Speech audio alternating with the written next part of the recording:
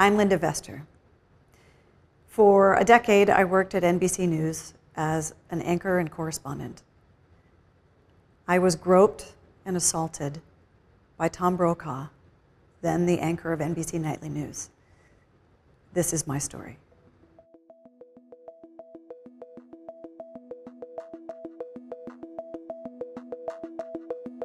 I was a brand new, newly hired correspondent for NBC News for Weekend Today. And I was sent to Denver in August of '93 to cover the Pope's trip there. And while I was standing in the Denver bureau with my back to the door, from behind me, out of nowhere, Tom Brokaw walked up, put his hands on my waist, and tickled me all up and down my waist. It was physically unpleasant and humiliating. I jumped a foot. I looked at the editor of Nightly News in the eye. He looked back at me, and his jaw dropped. And I was completely humiliated in front of a room full of my colleagues. I jumped, got out of the way, got out of his grasp. No one did a thing. And there was really nothing I could say or do because I was so low on the totem pole that I had just had to get out of there as quickly as possible and try to go on and do my job covering the Pope. I was in New York on assignment. I was wrapping up my work for the day, getting ready to leave, and late in the afternoon, I started getting these computer messages from Tom Brokaw. It said his name. And it was asking me, where was I staying tonight? What were my travel plans? And that was very odd because I was the most junior correspondent at the network. I reported for a completely different broadcast. I didn't work on his broadcast. There would be no reason for him to be interested. And we didn't know each other. So it was strange. And I was immediately nervous that he was asking about my travel plans. So I said that I was planning to take the last shuttle back to DC. He said I'd advise against that. And I thought that was odd, but I presumed that maybe he thought it was risky to fly in a snowstorm or something. And I got worried enough that I called a colleague in the Washington bureau who is a friend. And I asked her for her assessment of the messages. I read them to her verbatim. And she said, he's hitting on you. That's bad. You need to get out of there. And so I said, well, I'm definitely going to make the 9 o'clock shuttle. And he said, what about drinks? And then he wrote, nah, too risky. And I struggled to think of how I could signal him to go away without offending or angering the single most powerful man at the network. So I tried an attempt at humor, and I said, I only drink milk and cookies. And what I was trying to do in a humorous, inoffensive way, non-confrontational way, was to say, not only am I not interested, but I'm 30 years younger than you. And then I purposely logged off so that he could see on the computer screen that I was not available for further conversation. I gathered my things, I left, went to dinner at the apartment of my parents' friends, and then I went to catch the 9 o'clock shuttle back to DC, but it was canceled due to snow. So I went back to my hotel room, checked back in to the hotel, and started returning business phone calls. And then I got 3 phone calls, one from a friend, one from a source, and the third one was from Brokaw. And he said to order milk and cookies, and he would be coming over. And I felt trapped because it wasn't a request, it was more of an order. And I felt like this man could destroy my career. So if he said he's coming over, I have to let him come over. He's the most important man at NBC News. I was terrified. So I called the same colleague in the Washington bureau, asking her what should I do? How do I protect myself? How do I get out of this situation safely? And she said, well, maybe he'll think better of it. Maybe he'll realize this is inappropriate and he'll change his mind and he won't show up at your hotel.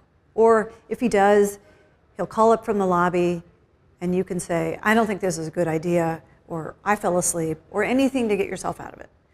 And she said, just to keep you calm, I'm going to stay on the phone with you and make sure this all ends up okay. So she and I are chatting, and then there's a knock at the door. And she heard it through the phone, and I went completely cold because I knew it had to be Brokaw.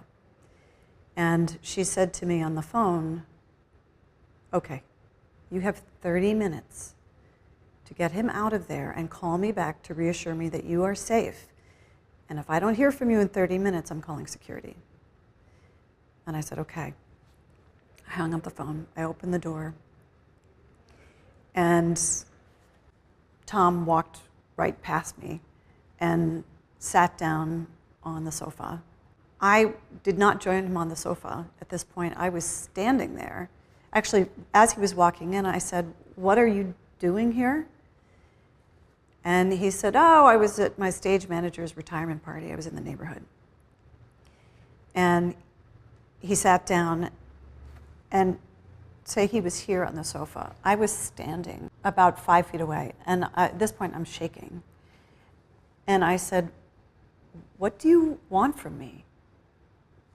And he had his arm back like this, and he said, an affair of more than passing affection. And I said, but you're married, and I'm Catholic. And he gave me this look of such annoyance. And he said, don't tell me you're like Russert. This was a reference to Tim Russert, who was the host of Meet the Press and was very well known to be very Catholic. And I said, I am. And at that point, he patted the sofa for me to come and sit down. And I didn't know how I was going to say no to sitting down. So I sat down and I grabbed a throw pillow. I jammed myself up against the back of the sofa, if this is the side of the sofa, and he's sitting over there. I grabbed the throw pillow and I'm like this to show with all the body language I can muster that I'm terrified, I don't want him here, I'm not interested. He actually said, I liked our rat-a-tat-tat. And I looked at him like, what does that mean? But I thought he was trying to refer to the computer messages, trying to make it sound like we were flirting when I wasn't. As I'm trying to show him, I'm so not interested and I'm so scared. I actually decided to be more direct, and I brought up a case of sexual harassment, a recent case of sexual harassment at NBC News that had caused the victim a lot of pain. And at that point, he leans over with his index finger and puts it on my mouth to silence me and says, this is our compact. And at that point, he took the same hand, reached behind my head, and tried to force me to kiss him. I pulled back with all the strength I could muster and stood up. And I said, Tom, I do not want to do this with you. If I were to go down this road with you, I would have such a sense of loss, a loss of innocence. And after what seemed like an eternity, he said, I guess I should go. And I nodded my head and I said, Do you want me to nod some more? And then he got up from the sofa and grabbed his coat and on the way out tried to kiss me as he walked out the door. I stood there for a couple of minutes and just shook out of sheer panic. And then I called my colleague in Washington and said, I'm safe, and told her word for word exactly what had happened, and took notes for everything that had happened. I always keep notes as a reporter. The next day, I took the first shuttle back to Washington, my home base, and I started getting a volley of computer messages across the top of the screen from Tom Brokaw. And I was so disgusted by his behavior and upset by all he had tried to do that I refused to answer his messages all day. And then finally he sent a message saying, I want to lower the temperature on this. Call me. And he wrote his extension. And that, to me, sounded like a direct order. And maybe the possibility of an apology. So I called his extension. And instead of an apology, what he tried to do was reframe the narrative. Make it sound like it was somehow consensual at some point. And I was not buying that. I was not. Because it was in no way ever consensual. But I didn't say anything because he could ruin my career. I was deeply traumatized by being groped and assaulted by Tom Brokaw. Much of my work for NBC was going to war zones and being in positions of real danger. I was nearly blown up twice. I was carjacked. I had so many close scrapes. And had some transient PTSD, but it was not a fraction of the PTSD I have suffered from this. And it's really important that employers get that, and NBC gets that.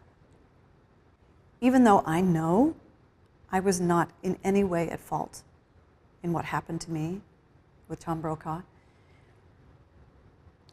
I still suffered years of humiliation, isolation, and shame.